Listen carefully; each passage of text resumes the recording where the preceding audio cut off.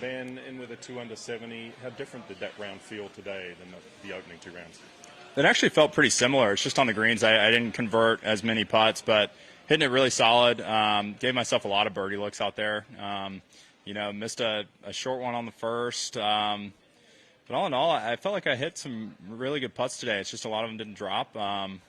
But some days are like that. You can't make everything every day. So, especially out here at Poana Greens, it gets a little dicey in the afternoons, and you're just trying to hit your lines and hope, honestly.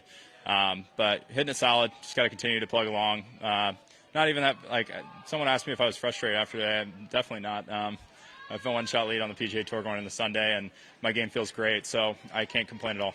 Before you got to 18 and made that only bogey in 54 holes, was there any other holes out there where you made a really good par save to keep that streak going? Maybe 16 and 17, I made some good par putts. But, yeah, I've been pretty I haven't really had too many hiccups recently. It's been really kind of more flawless golf. 18 was a little funky. I felt like I hit a pretty good third shot, and I think the wind kind of switched. It was in barely off the left, and it kind of got smoked and went down to the right, and obviously ricocheted. I don't know if it hit the side slope or hit the side of a sprinkler head and kicked way down there, but left me in a really tough spot to get up and down, and I couldn't really bump it with I tried to bump it, but I had to bounce it over a sprinkler head, and it kind of got in my head, and I hit it long. But I couldn't really flop it either because the lie and landing on a downslope. It was just in a really difficult spot to make par. Might be hard to see on TV sometimes, but wasn't in the best of places, and it happens. I knew I was going to make a bogey at some point in my life. Just so happened to be on 18. I'll be just fine going in tomorrow. How does it feel going into a Sunday with a lead versus being a chaser?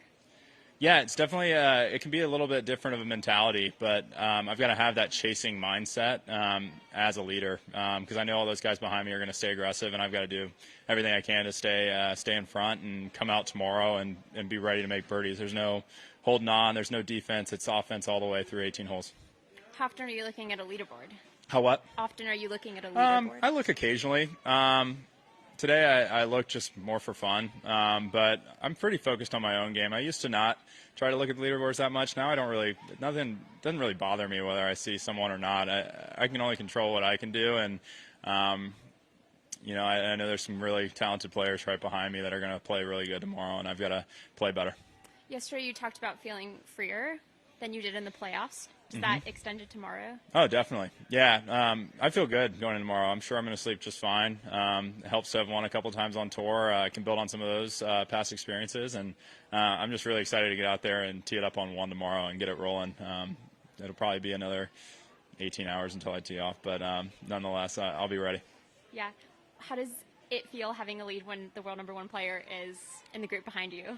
Yeah, it's not the first time that's happened. I think Charles Schwab, maybe he was like a group or two behind me, and ultimately I won. So I know I can do it. Not too worried about what he's going to do. I just got to play better than him. And if I do that tomorrow, should be able to lift the trophy. Obviously, there's some other guys there in the mix too, but I think everyone knows what Scottie Scheffler's capable of, and I've just got to stay in front. Not just the world #1 chasing you, but you'll be playing with the world #1 tomorrow in Jackson Coyven, world #1 amateur. Yeah. Have you ever played with him before? Have you spent much time with him? I have spent a little time with him. I don't know if we've played around or not. Maybe we've played 9 holes out here on tour before. But yeah, he's a heck of a player. He's proven a lot out here on tour, even though he's still in college. And I know he's got a ton of game. I mean, he's right there, second place in a tour event going into Sunday. So. He can play just as well as Scottie. He can play just as well as me, and I've just got to focus on myself and stay aggressive and try to make a ton of birdies tomorrow and not have to worry about anyone. You got 2 victories already this season. Only 2 other players have got 3 or more. What would it mean to get across the line tomorrow?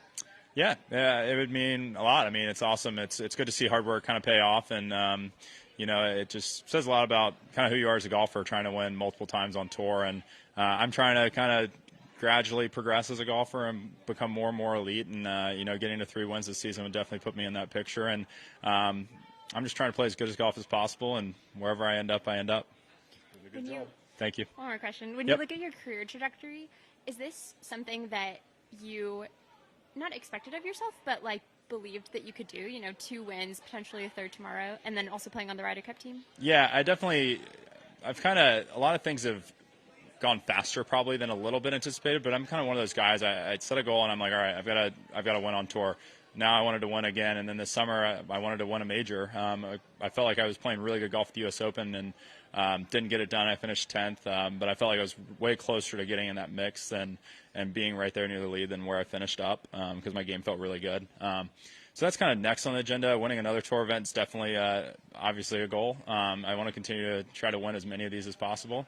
And so, yeah, I'm just kind of taking it one event at a time. I haven't taken too much time to kind of look back on what I've kind of achieved. I've kind of just been playing so much. I haven't had that much time off to where I just kind of focused on trying to win the next tournament I play in. And I'll be doing that this week. And then after this week, I'll be focused on trying to win a Ryder Cup. Yeah, thank you. The last one for me, there's a lot going on this week with all the Ryder Cup guys here and the Procore Championship. You're in the lead. Has there been has there been a pinch me moment where you've kind of stepped back and gone, what am I doing here? No, I don't give myself enough time to pinch myself. I really don't. I literally continue to just focus on either practicing, getting ready for the next event, or playing the next event. Definitely I'd say like after I got the call from Keegan, I was on the team. That was like one of those crazy moments where I couldn't really believe that I had achieved what I had done. But then the focus shifted straight to, all right, I need to prepare for the Procore because I knew he wanted everyone to play. So I definitely take little moments to kind of think about what I've done, but kind of once I get over that, I just focus on my next task at hand. I'll have plenty of time to look back on my career when I retire. Perfect. Yeah. Thank you.